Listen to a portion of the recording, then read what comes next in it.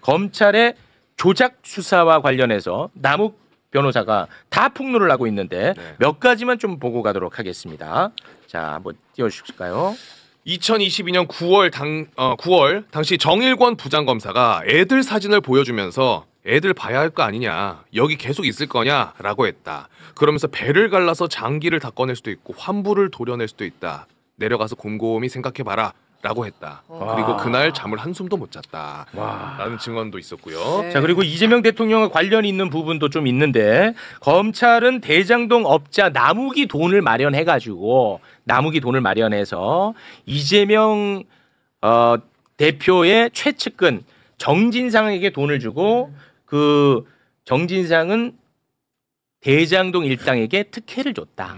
요런 이제 구조예요. 네. 검찰이 보는 구조가. 네. 그런데 그 돈은 이재명 대통령이 최측근 정진상에 전달한 걸로 의심하는데, 그것과 관련해서도 남욱이 또 법정에서 폭로를 하고 있는데, 그거 한번 좀 볼까요? 저는 김용과 정진상에 대한 이야기를 유동규로부터 듣지 못했다. 수사 과정에서 들은 게 명확하다. 건설사 배제 조항 이런 거에 대해서 유동규가 정진상과 협의했고 시장님께 보고해서 승인받았다 이런 내용인데, 수사 과정에서 다 처음 들은 내용이다 라고 증언을 했습니다. 네, 그리고요. 유동규가 자백한 내용 중 얼토당토하는 사실이 많은데 그것들이 유죄의 증거로 판결문에 다 적시가 됐다 라고 증언을 했습니다. 하나 정도만 더 볼까요? 자, 그리고 초과이익 표현 관련해서 저희는 초과이익 표현 자체를 2021년에 처음 들었는데, 2015년에 이미 작당해서 초과이익 조항을 삭제하고 이런 일이 벌어지게 만들었던 건 조작된 시나리오다.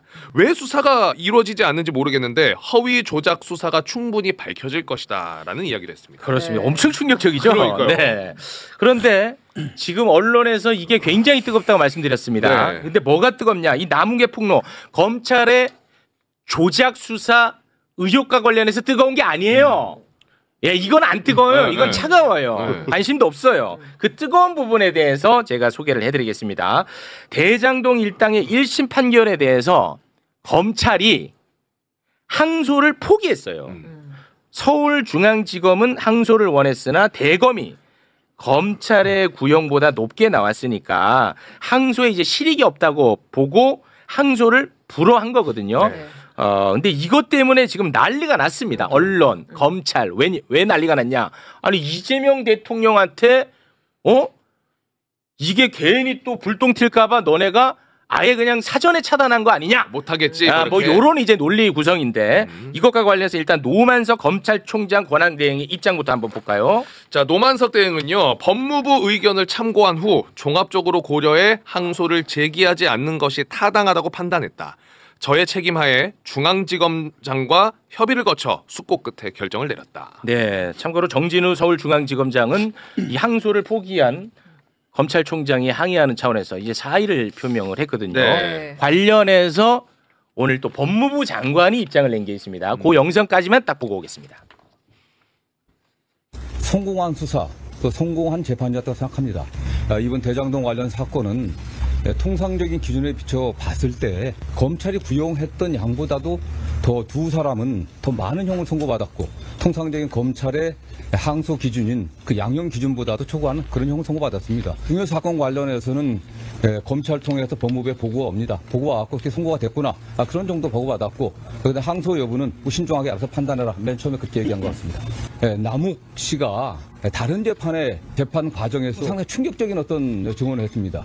이 사건의 수사 검사가 뭐 입에 담기 힘든 말이지만 뭐 배를 가른다, 뭐 장기를 꺼내야겠다, 뭐 그냥 가족의 사진까지 보여주면서 이렇게 협박을 했다, 이런 증언까지 나오는 상황에서 이 사건이 계속되게 됐을 때 오히려 더 정치적인 문제가 되지 않겠나. 이게 정의의 관점이나 형평의 관점이나 수사 과정의 문제점 봤을 때 이 판결이 그게 항소할 사유입니까? 이재명 대통령 재판 부담 줄이기 위한 거 아니냐, 이런 지적도 있는데, 아니, 이 사건과 이재명 대통령과 무슨 관계가 있습니까? 직접 좀 신중하게 접근했으면 좋겠다는 취지의 의견을 노만석 대행한테 직접 전달을 하신 걸까요? 제가 법무부 장관 취임한 이래 사건과 관련해서 노만석 검찰총장 대행과 통화한 적은 단 한 번도 없습니다. 네. 자, 그래서 대장동 일당들은 1심에 불만을 갖고 항소했어요. 네. 그런데 검찰은 항소를 포기했잖아요. 네. 그러니까 1심에서 무죄가 난 부분은 다툴 수가 없어요. 그리고 1심보다 더 무거운 형량을 2심에서 받을 수가 없습니다. 알겠죠? 네네네네. 그래서 지금 국민의힘이 어떤 부분을 지금 파고들고 있냐. 국민의힘 논리까지만 말씀드리겠습니다. 1심에서 업무상 배임죄는 유죄가 나오고 특경법상 배임죄는 무죄가 나왔거든요. 네. 그러니까 이재명 대통령은 특경법상 배임죄로 기소가 됐으니 이재명 대통령을 빼주기 위해서 항소하지 않은 거지라는 논리를 얘기하고 있는 겁니다. 참고로 1심에서 특경법상 배임죄 무죄가 나온 이유는 돈을 준 정황을 전혀 잡아내지 못했습니다. 오케이. 예, 네. 설명 부탁드리겠습니다. 일단 특경법 배임이라는 것은 배임 행위를 했는데 액수가 5억 이상, 50억 이상 되면은 이제 벌금형도 없이 이제 가중하게 처벌되도록 규정이 돼 있죠. 그러니까 뭐가 중요하냐면 배임이 인정된다 하더라도 그 피해 액수가 정확히 산정이 돼야 특경법 위반으로 의율이 가능합니다. 그런데 이번 재판부에서는 어떻게 봤냐면 처음에 배임 행위가 발생할 당시에 얘들이 얼마 벌지 몰랐잖아. 그때는 오히려 주택가 땅값도 낮았고 그다음에 주택 시세도 안 좋았고 이렇게 해서 오히려 민간업자들이 이거 손해 보지 않겠어요 이렇게 하던 상황인데 그러니까 그 사후에 액수가 이익 액수가 늘어난 거거든요. 그러니까 그때 배임이라는 것은 뭐냐면 그 성남도시공사에서 야 너희들한테 할 수 있게 해줄게 좀 편의도 봐주고 이제 이런 게 이제 배임이라는 거예요. 그래서 네네. 그 사람들한테 부당하게 민간업자들이 이익을 가져갔다는 게 이제 전체 얼개인데 그때 그럼 과연 이득 액수가 얼마인지 확정이 안 되지 않느냐 이게 재판부의 판단이에요. 네네네. 그러니까 액수가 정확히 확정이 이거는 왜냐하면 형을 그 굉장히 엄하게 처벌하는 거기 때문에 액수가 확정을 되는 것을 전제로 합니다. 그런데 검찰에서 기소할 때조차 배임 액수를 산정을 한 다음에 다시 공소장 변경을 통해 계속 바꿔가거든요. 그러니까 검찰에서조차 배임 액수가 왔다 갔다 하고 있는 사안이에요. 그래서 법원에서는 아니 그건 액수를 산정할 수 있는 게 아니고 그때 당시 그때 너네들이 잘못했을 때 액수는 산정할 수는 없어. 그게 나중에 100억으로 늘어날 수도 있고 90억으로 줄 수도 있고 하는 거니까 왔다 갔다 하는 건데 다만 배임한 건 맞아 이렇게 판단한 거거든요. 네, 그래서 네. 특경법 위반이 안 된다고 하는 것은 굉장히 저는 판결이 맞다고 생각하죠. 네네. 왜냐하면 검찰이 애초에 처음부터 가장 과학적인 수치를 들여서 이건 불변입니다 이렇게 한 것도 아니고 아까 얘기했듯이 왔다 갔다 지금 하고 있는 사안이니까 그래서 특경법 배임이 무죄가 나고 일반 업무상 배임으로 처벌한 것은 맞다. 그 다음에 아까 중요한 얘기 해주셨는데 이재명 대통령 봐주기 위한 것 아니냐 이렇게 하는 건데 장관이 그대로 얘기하죠. 이재명 대통령 아무 상관이 없어요 이거는. 네. 왜냐하면 가사 100보 뭐 1000보를 양보해서 이게 확정이 됐는데 그게 이재명 대표한테 혹시 대통령한테 좋을지 몰라도 이재명 대통령이 만약에 재판을 나중에라도 혹시 한다면 네. 그건 별개예요. 이 재판하고는. 그러니까 이게 항소하지 않아서 확정되는 것이 네. 다른 재판에 영향을 미칠 수 있는 건 아니란 말입니다. 그러니까 그게 이재명 대통령한테 유리한 것 아니냐라고 하는 어떤 뭐 국민의힘 쪽이나 이런 쪽 얘기는 근거가 없다. 근거가 없다. 그래서 오히려 국민의힘에서는 그냥 유리하다고 이렇게 말만 하는 거예요. 왜 유리하다는 얘기를 안 하지? 한번 들어보십시오.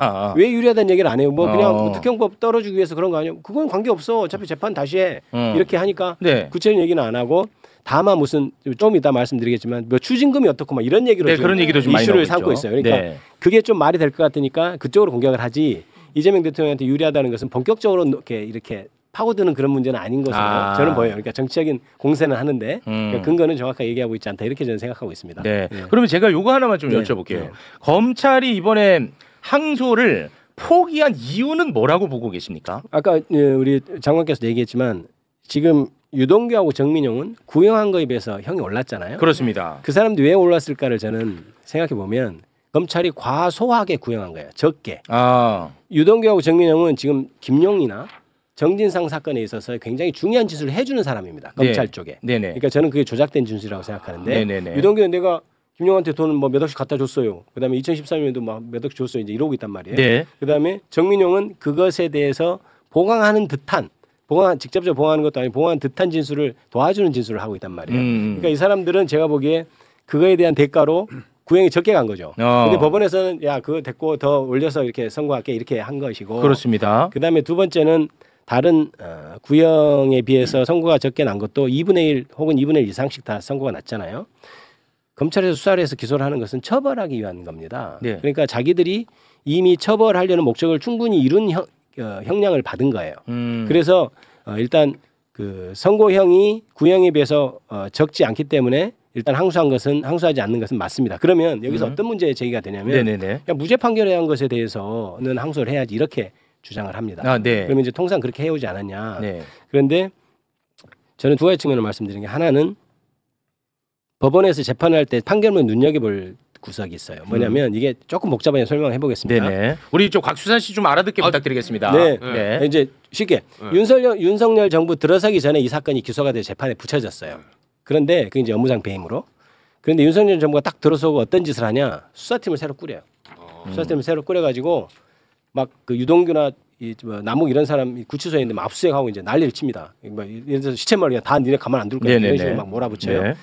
그러면서 수사를 한 게 공직자의 이해충돌 방지법 위반이라는 죄목으로 수사를 하는데 그게 문제는 뭐냐면 이미 기소된 업무상 배임하고 내용이 똑같아요. 그게 뭐냐면 공무원이 업무상 알게 된 비밀을 이용해서 이익을 얻을 때 그 죄가 성립하거든요. 네. 근데 이 업무상 판결문에 그렇게 써 있어요.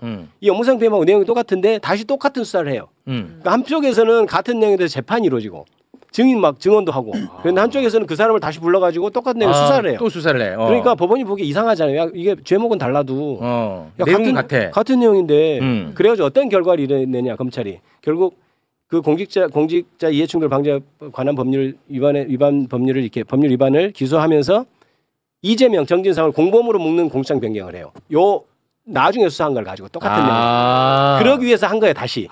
이재명을 엮기 위해서 같은 죄명으로 또 수사할 수는 없으니까. 재판이 벌어지고 있잖아요. 그러니까 공직자 이해충돌 방지법 위반으로 똑같은 수사를 하면서 이재명을 바꿨어. 걸고 싶었어. 그렇죠. 그래서 이재명 정진상을 수사를 해서 그 증거로 넣으면서 공소장 변경을 해요. 그다음에 배임 액수가 커져서 그래서 재판부가 뭐라 그러냐면 야, 그거 이상하잖아. 같은 내용인데 제목만 바꿔서 해가지고 우리한테 증거로 내면 얘는 지금 증언한 다음에 다음 날 불려가서 똑같은 내용으로 다시 수사받고 그럼 그걸 다시 조서로 우리한테 내고 그러면 야 이게 우리 지금 재판하고 있는데 니네 뭐하니? 원래 공판 중심주의 아니야? 그렇지. 재판하고 있으면은 수사는 따로 하면 안 되잖아. 근데 니네가 제명 바꿔 지금 따로 하고 있잖아. 약간 그런 얘기예요. 판결문. 그러면 우리가 그 증거를 쓸 수 없지. 이런 내용이 있어요. 판결문에. 판결문에. 네, 판결문에 그렇게 써 있어요. 그러면 이제 판결문에서는 만약에 검사의 공소가 무리해서 공소권 남용이다 기각한다 이게 아니면 수사가 잘못됐다고 명시로 쓰지 않아요. 법원에서는. 그러니까 그러나 이 판결문 내용을 보면 야 이건 수사가 좀 이상하잖아 이런 뉘앙스가 들어있다고 저는 봐요. 명백하게. 그래서 그런데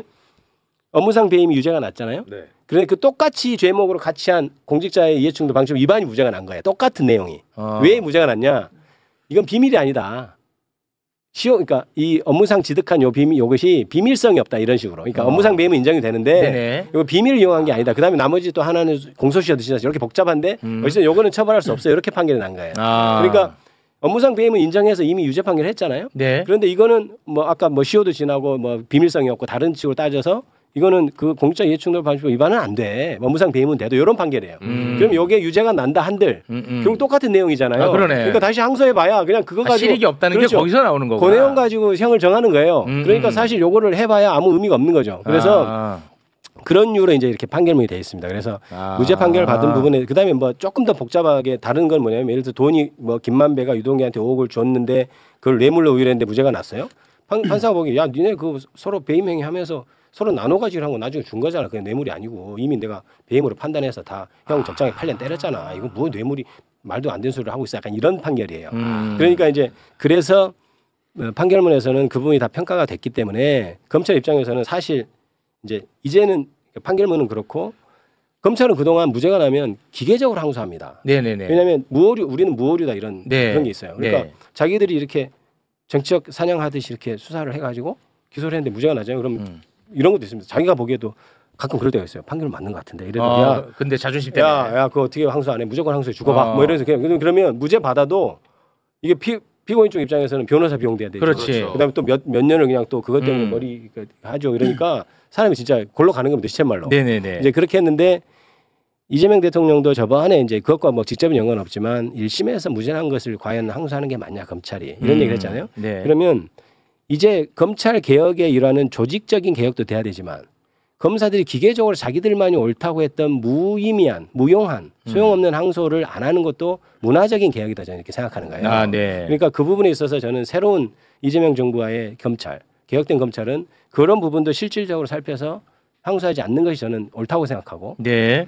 제가 국정감사에서도 형사복지원 뭐 상고관도 야 이미 저 재심에서 다 무죄하는데 계속 기계적으로 상고하고 이런 걸 지적해서 법무부가 상고 안 하겠다고까지 했잖아요. 네. 그것이 이제 새로운 시대의 검찰과 법무부의 상이다. 그래서 이것이 저는 출발점으로 저는 봅니다. 네. 그래서 의미 없는 것에 대해서는 항소하지 않는 것. 그래서 해봐야 소용없는데 괴롭히기 위한 어떤 괴롭히는 결과밖에 안 되는 그런 항소는 검찰이 안 하는 것. 네. 이것이라고 저는 보고 있고요. 그래서 아까 판결의 어떤 내용적인 측면도 그렇고 그다음에 어떤 새로운 검찰 개혁의 문화적인 측면도 그렇고 이 두 가지 측면에서 저는 그렇게 이해를 하고 있습니다. 네, 알겠습니다. 말씀하신 거 그 공소장 변경에서 또 중요한 부분이 1심 재판부에서 명시를 한 부분인데 이런 부분이 또 있어요. 이재명 대통령을 억지로 끌어넣기 위해서 그렇죠. 지금 중복해서 기소를 한 거잖아요. 그렇죠. 그 부분을 지적하는데 그 사이에 뭐가 있냐면 그 전에 2022년 전에는 검찰에서 진술한 조서들을 법원에서 무조건 증거로 썼습니다. 그러니까 검찰에 유동규가 가서 지금 가장 대표적으로 이거 항소 포기했다고 난리를 치고 있는 사람이 강백신 검사인데 네. 강백신 검사가 유동규를 조사하면서 유동규가 조서를 남기지 않은 수사 과정에서 유동규가 입장을 바꿔가지고 그때부터 이게 성남시장 이재명이라든가 정진상이라든가 김용이라든가 이런 사람이 연관이 돼 있다는 식으로 다 얘기를 했거든요. 근데 그거를 2023년에 새로운 기소를 한 이재명 대통령에 대해서도 이 하나로 묶어가지고 원래는 쓸 수가 없는 조서인데 다 쓰게끔 만들 수 있는 거예요. 이거를 인정을 하게 되면 네. 그러면 어떻게든지 유동규의 입을 통해서 유동 10월 31일 나왔던 재판은 성남도시개발공사 내부에서 이루어진 거거든요. 맞습니다. 근데 이 검찰 입장에서는 뭐 김만배니 정진상이니 남욱이니 이런 사람 처벌받는 게 중요한 게 아니라 어떻게든 이재명 대통령한테 갈궈야 되는데 그렇죠. 그거를 여기서 항소를 해야지 끌고 갈 수가 있는 거예요. 근데 재판부가 무죄 선고했는데 항소를 안 해버리면 못 끌고 가잖아요. 무죄로 끝나버리니까. 게다가 또 검사들 입장에서는 유동규를 그러면 지금 약간 얘기한 것처럼 남욱이라든가 정영학이라든가 이런 사람 다 입장 다 바꿨어요 지금. 네. 검사들 무리한 수사 때문에 우리가 거짓말로 얘기했다 이런 식으로 다 하고 있는데 유동규마저 입장을 바꿔버리잖아요. 그럼 이 대장동 사건은 이재명 대통령에 대해서 날아가 버려요. 그렇습니다. 항소를 해서 유동규를 계속해서 끌고 갈 수 있어야 되는데 검찰 입장에서는 그게 날아가 버리는 거예요. 지금. 그래서 그런 항소가 부분도 저는 있지 않을까 싶어요. 중요하게 여기는 거 아니겠느냐 검찰 입장에서. 형사소송법 그 이제 그래서 좀 복잡해지니까 그 이제 네. 전체적으로 설명을 드렸는데요. 이제 물론 그런 면도 있습니다. 검찰이 이제 항소를 하면 유동규 같은 입장에서는 형이 혹시 더 높아질 수도 있으니 뭐 그러진 않을 것 같습니다. 구형이 작으니까 이제 만에 하나 생각해 보면 그러니까 유동규가 이렇게 검찰 입장에서는 진실을 말하지 못하게 약간 묶어주는 그런 효과도 있겠죠.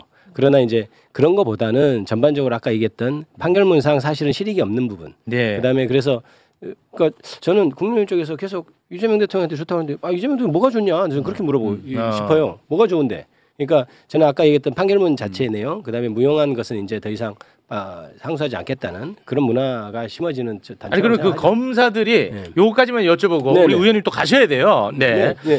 검사들이 이렇게 난리치는 이유는 뭐라고 보세요? 검사들이 난리치는 이유. 일단 뭐 무죄 부분에 대해서는 그동안 항소해야 하지 않았냐 이런 주장을 하는 거죠. 그런데 네. 지금 그렇게 이제 전체적으로 난리를 치는 검사들은 실제로 수사했던 네. 검사들이 이제 그렇게 하고 있는 것 그렇습니다. 같고요. 그 부분에 있어서 자기들이 그동안 했던 어떤 사건이 있어서 일부 무죄가 나오고 이런 것에 대해서 용납이 안 되겠죠. 그러니까 난리를 치는 건데 제가 보기에 대검의 입장에서는 야 이미 아까 얘기했던 대로 그 무죄 난 부분이 너무나 명백하고 그다음에 그것이 합쳐져도 양형이 변화가 없다면 이제는 그건 할 필요 없는 것 아니냐 이렇게 판단해서 한 것 같고요. 저는 그렇게 해석하고 있습니다. 알겠습니다. 우리 의원님 가셔야 되죠? 네네. 네, 뭐 더 좀 함께 하고 싶습니다만 억지로 보내는 거. 아니야. 일부러 그래서 의원님 말씀을 더 빨리 들은 거예요. 가셔야 된다고 해가지고. 네, 의원님과는 그러면 이쯤에서 마무리를 좀 짓겠습니다. 네. 감사합니다. 다음에 또 뵙겠습니다. 김기표 의원이었습니다. 대단히 감사합니다. 고맙습니다. 자, 그러면 다른 또 검사 출신이 있으니까 네. 정의규현, 김규현이 또 올 겁니다. 바로 또 자리에 앉아주시고 우리 봉지욱 기자님 주목하는 부분 이제 한번 좀 들어보겠습니다. 도대체 이 검사들이 왜 난리치냐라고 물어보셨잖아요. 왜 난리치는 거야? 가만 생각해 보세요. 대장동 사건을 처음 수사한 게 2021년 10월부터입니다. 수사해서 바로 이제 기소를 했어요. 네. 당시는 문재인 정권이었고 대선이 한창이었어요. 네. 이번에 1심 판결이 나온 것은 2021년 검찰 수사팀이 기소한 그거에 대해서 이제 판결이 나온 거잖아요. 네. 그러면 이 상황에서 항소 포기를 하면 그때 당시 2021년 수사팀이 난리를 쳐야 되지 않나요? 지금 난리를 치는 사람들은 1차 수사팀이 아니에요. 누가 난리? 강백신, 김영석 이듬해 윤석열 정권으로 바뀌고 나서 이 사건을 재수사하는 2차 수사팀이 난리를 치는 거예요. 2차 수사팀이 지금 난리를 치고 있다. 그러니까. 그 이상하네. 아니, 상식적으로 생각을 해보세요. 야, 내가 수사했는데 왜 무죄가 나와라고 난리. 김영석, 강백신이 수사를 한 게 아니에요. 우리가 지금 다 속고 있는 거야. 거기. 몰랐네. 이 사람 그럼 강백신, 김영석 같은 사람은 왜 난리를 치냐? 윤석열 정권 들어와서 이재명을 잡으려고 조작 수사, 강압 수사한 게 지금 드러나고 있잖아요. 남욱이 지난주 금요일 정진상 재판에서 뭐 배를 가르겠다 등 한 폭로가 결정적이었습니다. 그리고 그 재판부의 판사는 다름 아닌 이진관 부장판사잖아요. 이진관 선생님입니다. 이 상태로 되면 만약에 재판이 이 상태로 특히 이진관 부장판사 뭐라 그랬냐면 지난해 금요일 남욱에게 남욱은 이제 증인신문 끝났어요. 근데 남욱은 할 말이 더 많아요. 판결문 다 읽어보고 분량이 얼마나 돼도 좋으니까 의견서를 써서 나한테 보내줘. 내가 다 읽을게. 그렇게 얘기했어요? 그렇죠. 남욱의 지난 법정의 금요일 폭로는 맛배기만 한 거예요. 지금. 와, 이진관 판사님 고맙습니다. 그러면 이 상황이 발생했죠. 여기서 발끈하고 가장 먼저 난리친 게 강백신이에요. 강백신은 그 판결 수사를 1차 수사를 한 사람이 아니라니까요. 근데 지금 자기가 한 수사는 뭐가 어떻게 됐어요? 지금 정진상 그 재판, 정진상과 이재명을 잡은 그 2차 수사를 자기가 한 거잖아요. 어미준, 강백신이 지휘를 했단 말이에요. 어미준, 강백신은 이제 대장동 파생 상품을 그렇죠. 수사한 사람들입니다. 지금 난리가 난 거예요. 지금 자기들 입장에 발등에 불이 떨어진 거죠. 그거 이상하네. 지금 그런 상황이고. 그렇게 된 거야. 가만히 생각해 보세요. 그리고 이번에 1심 판결 나왔을 때 유동규랑 뭐 업자들 나왔을 때 언론이 뭐라고 썼습니까?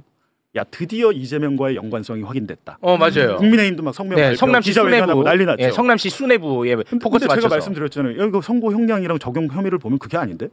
니들 생각이랑 정반대인데.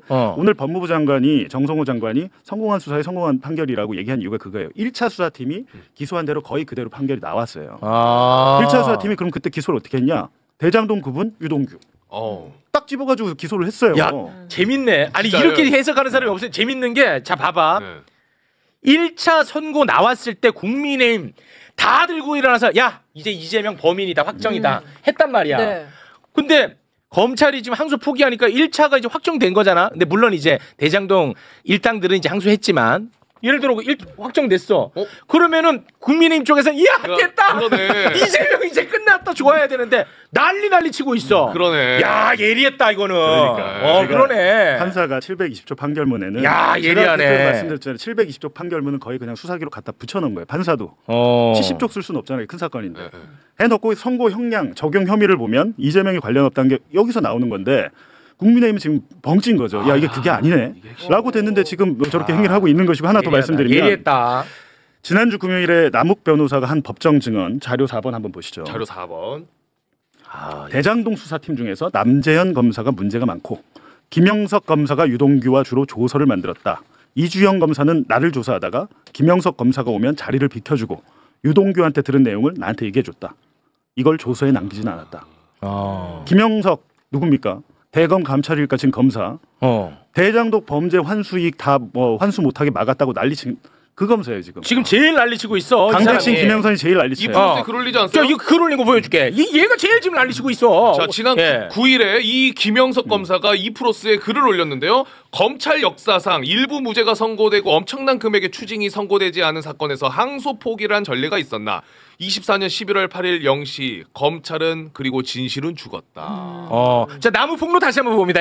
이쯤에서 남재현 검사가 문제 많고 김영석 검사가 유동규와 주로 조서를 만들었다. 이주영 검사는 조사하다가 김영석 검사가 오면 자리를 비켜주고 유동규에게 들은 내용을 얘기해줬다. 자, 이거 보십시오. 남욱에 야 이거 되네. 허위 진술을 교사한 게 김영석입니다. 조금 있으면 조작 수사 피의자예요. 조작 수사 피의자 행동대장 강백신. 강백신, 우리 언론도 문제인 게 저에 대해서 수사할 때 대선 개입 여론조작 특별수사팀 팀장 강백신. 언론사를 탄압하고 언론 기자들 자택 압수수색하고 보도국 뒤지고 한 게 강백신. 언론이 검찰 윤석열 검찰에 짓밟힐 때 우리 언론 가만히 있었잖아요. 이번에 강백신이 이렇게 주장을 하면 다 받아줘. 이게 뭐 하는 놈이야? 너의 실체는 이렇잖아. 이런 기사가 나와야 돼요. 그렇지. 그러네. 그게 아니라 그냥 강백신이 말한 걸 전달만 하고 있습니다. 전달을 왜 하냐? 야 여러분 강백신 화났어요. 이제 어떻게 하실까요? 이런 식으로 전달하는 거야. 그러니까 제가 아까도 말씀드렸던 게 뭐냐면 이 10월 30일 날 판결은 성남도시 개발공사의 문제인 거예요. 맞습니다. 네. 근데 그거를 이재명 대통령이 끌고 가야 되잖아요. 그렇습니다. 그러려면 유동규가 중요한데 네. 유동규를 계속 물고 넘어가야 되는데 그걸 물고 넘어갈 수가 없게 돼 있고 지금 아까 이제 김기표 의원이 말씀하신 것처럼 이재명 대통령의 의미가 없다라는 게 얘기한 것처럼 정진상, 김용, 이재명 대통령에 대해서는 별도의 재판이 시작이 된 거예요. 그 별도의 재판에서 이진관 부장이 남욱을 벌였다가 얘기를 들은 거고. 네. 그럼 이재명에게 연결되는 고리는 유동규 한 사람밖에 없는 거거든요 지금. 네.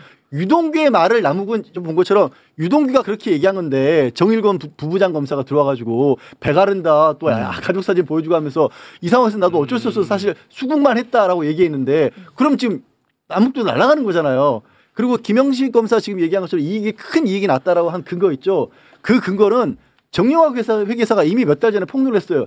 나는 그런 근거를 만든 적이 없는데 어느 날 보니까 그냥 검찰에 내민 자료에 그게 들어가 있었다라고 했어요. 네. 그러니까 추징 액수도 정확하지도 않은 거예요. 있을 네. 수가 없는 거예요. 그렇습니다. 그러니까 주변이 다 날아가고 있는데 그러니까 지금 기자님이 잘 지적한 것처럼 고 대장동 그 개발공사 성남도시 개발공사의 것만 딱 확정이 돼버리면 더 이상 끌고 갈 수 있는 동력이 없어지는 거예요. 네. 아니 지금 보면 뭐 오늘 조선일보 우리가 환수이익 그러니까 범죄 환수해야 될 범죄 이익이 얼마냐가 언론마다 금액이 다 틀립니다. 그러니까요. 검찰은 7,886억 원 환수해야 된다고 했어요. 처음에. 그렇습니다. 7,800원. 조선일보는 지금 6,100억 원인가 얘기했죠. 금액이 다 달라요. 왜 그래요? 확정이 안 됩니다. 그게. 그것 때문에 이번에 1심 판사가 야 그거 확정 못해. 언제 시점부터 해야 돼. 그래서 한 건데 제가 한 가지 말씀드릴게요. 예리하네요. 천화동인 6호 조우영 대장동 자금채 네, 조우영. 282억 원 배당금 받았어요. 천화동인 7호 전 YTN 기자 배성준 121억 원 배당 받았어요. 수사 2년 넘게 했어요. 아직까지 기소 안 했습니다. 기소도 안 됐어? 덮어준 거예요. 와. 그렇게 범죄 환수 이게 적극적인 검찰이라면 천화동인 6호 7호는 왜 놔둡니까? 이번에 없잖아요. 피의자로 추가 기소도 안 했어요. 그래놓고 윤석열 명예훼손 재재판에 조우영을 부릅니다. 증인으로. 그럼 조우영 입장에서는 검사한테 모가지가 잡혀서 온 거예요. 그렇죠. 근데 그 조우영이도 검찰청에서 한 진술을 재재판에 와서 많이 바꿨어요. 지금 그러니까 그런 형국이에요. 검사들이 지금 대장동 그러니까 윤석열 명예훼손 사건도 결국엔 대장동 파생 사건이잖아요. 그렇습니다. 대장동과 관련된 사건에서 유동규 빼고 다 말을 바꿨어요. 지금 그걸 수사한 검사 2차 수사팀 강백신 뭐 김영석 이런 사람들 똥뚜릿하죠. 좋습니다. 자, 그럼 여기서 지금 또 언론이 또 시끄러운 것 중에 하나가 아까 계속 말씀하신 범죄 이익금 이거 환수 안 하고 항소 포기하면서 이거 다 날라갔다. 네. 이거 미친 나라 아니냐. 검찰은 죽었다 이거거든요. 이것과 관련해서 아주 지금 화가 많이 나 있는 분입니다. 김규현 변호사 박수로 맞습니다. 네. 안녕하십니까 김규현입니다. 범죄 이익금 환수. 여기 앉아 있으면서도 하고 싶은 말 참 많았는데 네. 이 기본적으로 범죄 수익에 대해서 이걸로 뭐 지금 다 국고로 환수하는 7,몇백억을 날렸다 이렇게 주장을 하고 있는데 맞습니다. 완전 가짜 뉴스라는 거를 제가 말씀드리려고 그렇게 왔거든요. 일단 그러려면은 이 범죄 수익이나 뭐 이런 게 지금 어떻게 돌아가는지를 설명을 먼저 좀 드려야 될 것 같아요. 법원 기준으로 한번 판단한 걸 설명드릴게요. 판결문에 어떻게 나오냐면 일단 초과 수익이라고 얘기를 하잖아요. 초과 수익은 뭔가를 초과했다는 거잖아요. 그럼 정상적으로라면 벌 수 있었을 이익이 있고 근데 나쁜 짓을 해서 그거보다 더 벌은 초과해서 번 게 초과 수익 아니겠어요? 근데 검찰에서 얘기한 7,800억 이건 뭐냐? 전체 수익이에요. 이게 전체 수익이야. 그러니까 그냥 얘네들이 이 대장동 사업으로 벌어들인 그 그냥 어떻게 보면 총매출 같은 개념. 총 수익이 이거고 그냥 이걸 다 뺏어야 된다는 게 검찰 주장인 거예요. 이게 얼마나 말이 안 되는 거냐면은 이런 거죠. 예전에 뭐 국정농단 때 이재용 회장이 삼성이 박근혜한테 가가지고 뭐 청탁했다 이런 거 있었잖아요. 그럼 삼성이 박근혜한테 청탁을 해가지고 뭔가 사업상 어떤 특혜를 좀 받긴 받았어요. 그러면 삼성이 반도체 팔고 뭐 해가지고 번 매출 그거 다 뺏어야 돼요? 그건 안 맞지. 그 수백조 원인데 그건 다 주징해 말이 안 되잖아요. 그러니까 이 뭔가 청탁이나 나쁜 짓을 해서 추가적으로 더 번 거 그게 초과 수익인 거고 그 부분에 한해서 추징을 해야 되는 것이지 그게 인과관계가 있는 건데 그렇죠. 그러면 그 인과관계 있는 금액은 얼마냐 1심 법원에서 판단을 했어요. 이번에 얼마냐면은 1,120억 원이에요. 1심에서 판단한 게 이게 뭐냐면 대장동 사건에서 배당된 금액 총액이 실제로 배당된 거 이게 한 5,900억 정도 됩니다. 근데 이거를 그냥 5,900원이니까 계산하기 쉽게 6,000억이라고 치자고요. 6,000억 원이에요. 그럼 성남시하고 그 김만배 민간업자들하고 지분이 또 반반이에요. 그러면 만약에 반반대로 보통 그냥 사업을 벌였으면은 6,000억 배당금 어떻게 분배합니까? 3대3. 그죠. 1대 5대5죠. 그럼 3,000억, 3,000억. 그러니까 3,000억. 3,000억. 죄송합니다. 그 성남시 3,000억, 김만배 측 3,000억이에요. 그런데 실제로는 어떻게 받아갔냐면 성남시가 1,800억. 그리고 민간업자 측이 4,200억 이렇게 받아갔어요. 그 이유는 뭐냐면 앞으로 분양해가지고 수익이 얼마나 할지 모르잖아요. 그렇죠. 그러다 보면 손실을 볼 수도 있는 거거든. 근데 성남시는 손실 보면 안 되잖아요.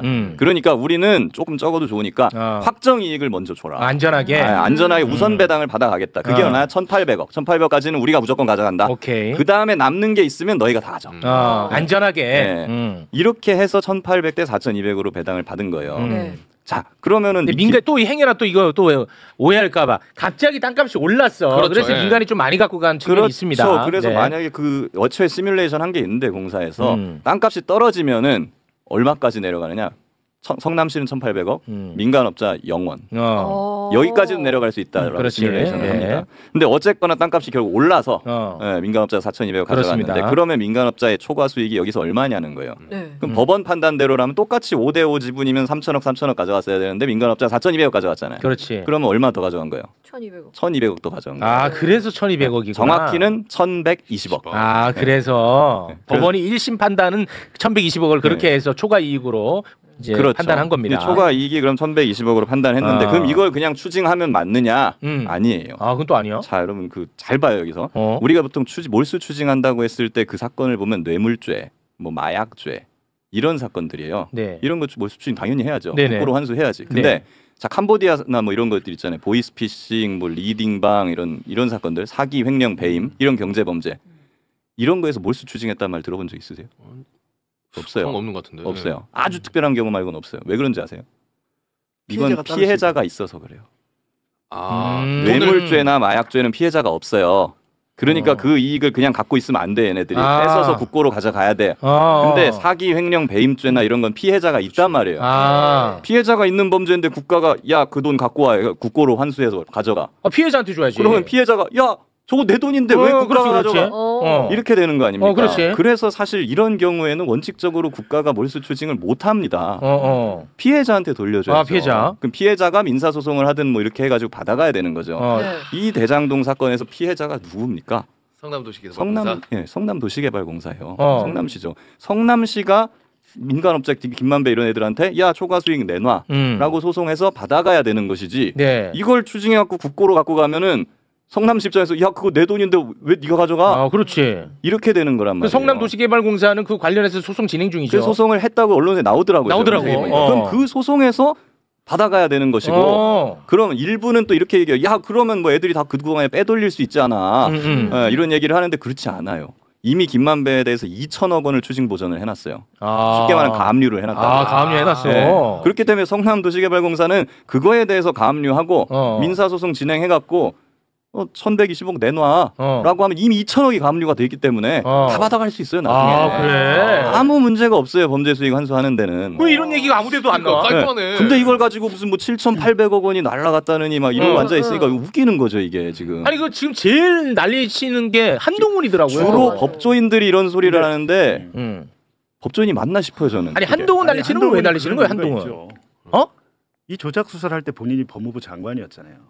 법무부 장관이었어요. 예.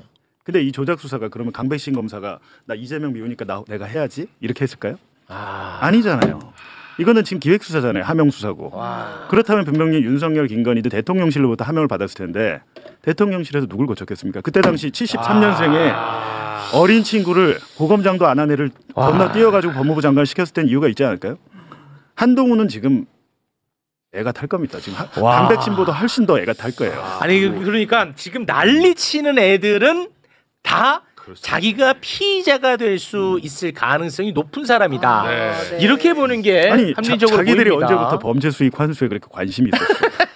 그거는 내세우는 명분이고 실제로는 자기들이 지금 피의자 전환될 일이 얼마 남지 않았는데 지금 오늘 김병기 원내대표 뭐 국정조사 말씀하시던데 그렇습니다. 제가 볼 때 국조 같은 거 하면 안 됩니다. 이거 바로 그냥 강제수사로 들어가서 그렇습니까? 뭐 상설특검을 하든 특검을 하든 특별수사팀을 꾸리든 그렇게 해야겠죠. 한동훈 지금 난리치는 거 페북 얼마 지금 페북에 살아 지금 살고 있어 페북에 난리 났어. 저는 페이스북 직원인 줄 알았어요. 법리도 잘 말이 안 되는 게 제가 말씀드렸잖아요. 네. 몰수 추징 원칙적으로 못하는 대상이라고. 네네. 한동훈 전 대표 자꾸 틀려요. 예전에 헌법 84조 갖고도 뭐라 그랬어요 이거.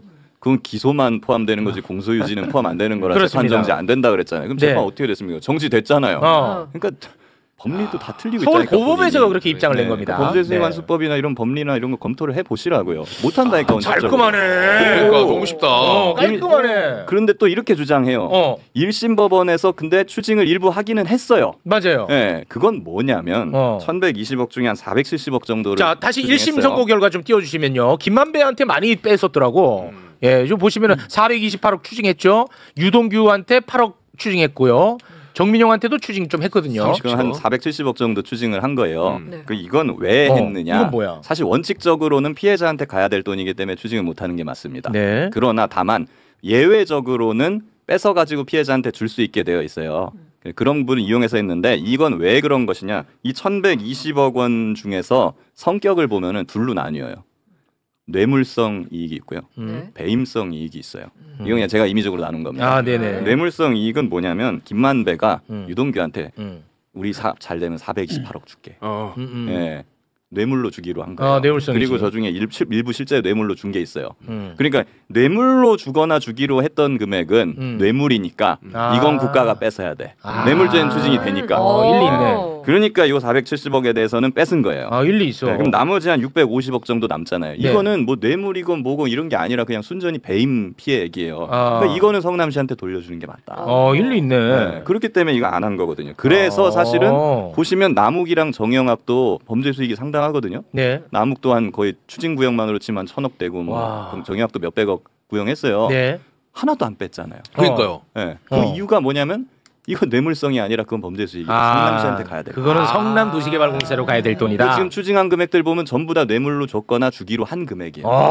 똑똑하네. 아니 근데 판사가 1심 판사가 그렇게 판단한 근거가 있어요. 근거가 뭐냐? 자료 8번.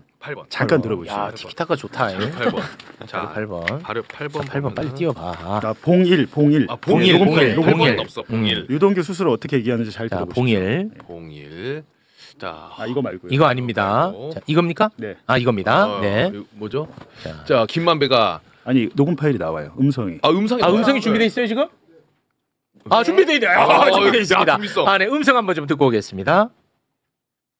그냥 돌아다니면서 쓸데없는 얘기해서 직원들이 많이 한 거야. 천하돈을 많이 남들은 다 뒷걸만. 너라는 지칭은 안 했지만 내게 아니라는 거야. 그걸 누가 이야기 안 했으면 애들이 어떻게 알겠어요? 누가 이야기했으니까 알겠죠. 회사에서 얘기한 게 아니라 은행에 다니면서 천하돈을 나는 뭐 소송할 거다 뭘 할 거다 이런 얘기 했지. 근데 그게 내 거라는 걸 왜 같은 아니 너라는 얘기는 남욱이 거 아니 남욱이 질 거라고 했으면 질 거라고 얘기했지. 남욱이가 유동규 거니까 뺏어가야겠다 그런 말은 안 했을 거 아니에요. 그런 얘기는 안 했는데 네. 그거는 형의 오반인 거고. 네. 그러니까 내게 아니라는 걸 알아. 팩트를 정확하게 해야지. 그다음에 내가 누군가가 이거는 유동규 목소리 하는 거야 이렇게 이야기하지 않는 다음에야 아무도 몰라 너라는. 아무도 모르죠. 이거 빼박이네. 그러니까. 유동규 거네. 정영학 녹음 파일 근거한 정영 녹취를 증거로 인정한 거예요. 그래서 428억 원을 추징할 수 있게 된 거예요. 지금 유동규가 얘기하잖아요. 자기 거 이거 들킬까 봐 지금 전전긍긍하잖아요. 그러네. 그러니까 김만배가 야 아무도 몰라 네 거라는 거. 안심해라. 빼박. 그래서 이거 왜 얘기 그래서 아무도 안 법원은 했어? 이런 증거가 있는데 그래 최소한 이거는 뺏어야겠다. 이건 뇌물성. 봐도 뇌물이니까. 네, 그런 거예요. 빼박이네. 깔끔하네. 그리고 군더더기 없네. 네. 심지어 한동훈은 20분 전에도 페북을 또 올렸어요. 지금. 거기 지금 살고 있어. 살고 있어요 지금. 예. 아주 우리 입장에서는 우리 한동훈 장관님이 그 똥줄 타 보인다. 네. 이렇게 저희 관점을 말씀드려 봅니다. 그러니까 아까도 얘기했지만 계속 얘기했지만 유동규 입장에서는 자기가 그렇게 수사에 협조해줬으니까 2차 수사에 협조해줬으니까 자기는 굉장히 낮게 나와야 되는데 구형보다 높게 나왔고 가지고 있어 약속받은 돈 물론 받은 게 아니라 약속받은 것 뿐이지만 약속받은 것 돈도 다 뺏기게 생긴 상황인데 네. 그럼 여기서 그게 끝나버리면 유동규도 돌아설 수 있잖아요 지금. 돌아서지 않을 것 같아요. 물론 유동규는요. 유동규는. 남욱 변호사 지난 법정 증언 들어보면 둘이 얘기를 좀 한 모양이에요. 그러니까 유동규가 야 난 징역 뭐 얘기 계속 한 거 아니에요. 야, 난 징역 3년으로 끝날 거야. 그거 아닐 거야. 나 7년 이상 나와. 아니야 나 3년. 8년 받고 멘붕 됐다. 멘붕 왔죠. 그 증언을 했습니다. 근데 유동규는 더 이상 검사의 배려를 받을 수 없게 됐어요. 항소 포기해서. 검사가 어떻게 못 해줘요. 그러니까 돌아설 수 있다니까. 검사의 컨트롤을 벗어났어요. 알아. 유동규는 이제 돌아옵니다 다시. 에이 진짜? 아니 돌아와요. 돌아와? 제가 말하는 대로 되더라고. 명태균 오세훈 만날 거라고 했거든. 그러니까. 근데 명태균 내가 가서 조사 받을 거라고 했잖아요. 명태균이 페북에다가 나 봉지욱하고 최욱 때문에 난 만날 거라고 계속 했거든. 맞아요. 그러니까 최욱하고 봉지욱 빨리 욕하라 이거야. 근데 봉지욱 기자가 명태균 무조건 나갈 겁니다 했거든. 나갔잖아. 그래서 제가 계속 얘기하는 게 항소 이거 검사들 난리치는 게 유동규를 손에 쥐고 있어야 되는데 놓게 생겼으니까. 그래서 난리친다고 말씀드린 거예요. 야, 이거 깔끔하다. 깔끔해. 검사로 수사하면서 보더라도 보면은 이렇게 유동규 같은 사람이 또 돌아오기가 쉬운 게 제일 먼저 배신 때리고 이렇게 그 허위 진술 하던 이렇게 하면 검사가 좋아하겠지 이렇게 얘기하는 그런 애들이 나중에 또 입장 바뀌면 또 금방 호떡 뒤집듯이 잘 뒤집어요. 그러니까 그 1심 판사 그 재판부가 조형우 부장판사님이 있던데 사실은 한동훈이 그렇게 불만이 있으면 이 조형우 부장판사를 욕을 해. 왜 그따위로 판결을 했냐고 해야 되는 거예요, 사실은. 그게 아니죠. 처음에 다 좋아했잖아요. 드디어 이재명과의 연관성이 밝혀졌다. 왜 이러는 거야, 왔다 갔다. 왜 예리했어? 아니, 봉지욱 그거 예리했어요. 왜 이러는 거야? 1심 선고 나오자마자 국민의힘에서 됐어. 이재명 범죄인 확정이다. 끝났다. 끝. 난리 났었잖아. 근데 우리 그거 다 해석했잖아. 근데 이제 와서는 난리 치고 있다니까. 왜 항소 포기했냐고. 근데 이제 특히 정유미 전 창원지 검장 같은 분, 정유미, 이분은 명태균 게이트 자기가 수사 지휘하면서 그 기자들한테 모아놓고 야, 이 명태균 게이트는 아무것도 아닌데 솜사탕처럼 부풀려진 건이야. 아무것도 아니야. 그렇게 얘기를 해놓고 뒤로는 저희가 수사 기록을 받아보니까 명태균, 김건희, 윤석열, 카카오톡, 텔레그램 메시지 다 해놓고 수사 보고서까지 다 만들어놓고 일선 검사들은 수사하고 싶었는데 막았겠죠. 그래놓고 지금 와서 저러는 거는 저는 이번에 어찌됐든 이 항소 포기는 얘들한테 대장동 별 관심 없어요 지금. 검찰청 해체는 결정이 됐잖아요. 지킬 수 있는 건 보안수사권밖에 없잖아요. 그것 때문에 이런다고 봅니다. 이제 검란이 시작됐는데 그건 어떻게 연결이 되죠? 어찌됐든 검란이 시작됐는데 들고 일어나고 싶은데 마땅한 계기가 없었어요. 요거다 싶어가지고 마땅한 계기가 없었어요. 그러니까 지금 강백씨가 그 수사팀들은 본인들이 이제 똥줄이 탄 거고 그거하고 지금 현재 검찰이 이해관계가 맞아 떨어지니까 일반 검사들도 같이 드러나고 그러니까 계속 얘기한 것처럼 그랬으면 항소 포기를 가지고 지금 들고 일어날 거면 윤석열에 대해서는 왜 그렇게 가만히 있었냐. 제가 하고 상황이 싶은 다른 말이 거죠. 보안수사권이라도 지키고 싶으면 가만히 있어야지 좀. 그래서 말을 좀 해주고 싶은 거예요. 아니 닥치고 좀 가만히 좀 있으라고 보면. 그렇지. 이게 말이 안 되는 게 김건희 불기소할 때 이렇게 들고 있는 거예요. 그렇지. 윤석열 석방할 때는 있었어요? 아무도 없었잖아요. 그냥 군말 없이 그냥 다 침묵만 하고 있었으면서. 근데 다만 이런 이런 상황에서 반발을 해. 그래서 이때 이제 예리한 질문이 들어가야 돼. 화를 내고 있잖아요. 지금 실제 검찰이 난리 났어요. 맞아요. 왜 화가 났어요? 물어보면 말을 하기가 애매하다고. 왜 그러시는 거죠? 왜 화가 나셨죠? 하면은 할 얘기가 없는 거야. 근데도 이게 그냥 느낌으로 가는 거야. 느낌으로. 언론이 받아주니까. 뭐 문제가 그거예요. 언론이 이런 얘기 안 하잖아요. 이런 얘기 안 하잖아. 안 하잖아. 언론이 다 지금 보면 누가 도대체 항소 포기를 결정하게 만들었느냐. 그 의미 없어. 법무부에서 과연 압력을 행사한 게 의미 맞느냐. 없다고. 아무 의미 없는데 언론은 검사들 얘기 하나하나 할 때마다 아까 강백신 저런 얘기 하면 또 김영선이 그런 얘기 하면 다 받아쓰고 한동훈 얘기도 다 받아쓰고 이러니까 그렇습니다. 검사들도 언론 믿고 이러는 거예요. 항소 포기를 누가 결정했느냐라고 갖고 지금 난리가 났거든요. 뭐가 중요해 그게. 그 진짜 의미 없어. 그런데 오늘 정성호 법무부 장관은 나는 어떤 특정 사건과 관련해 가지고 총장 대리랑 나는 한 번도 통화한 적 없다고 했는데 솔직히 말씀드려 통화해도 됩니다. 무슨 상관이야. 아니 특정 사건에 대해서 검찰총장을 통해서 지시할 수 있게 되어 있잖아요. 그러면 검찰총장 그럼에도 불구하고 통화한 적 없대. 그냥 검찰총장이 한 거예요. 누가 이거 시켰어? 당신들 총장이 한 거야. 근데 뭘 여기에다가 뭐 불을 지피고 집단 반발을 하고 그럴 게 뭐가 있습니까? 그렇다고 해서 노만석 대행이 훌륭하느냐? 그건 아닙니다. 검찰청 해체 후 수사 기소 분리할 때 공식적으로 반대했던 사람입니다. 맞습니다. 네. 공식적으로. 맞습니다. 한동훈 편이에요.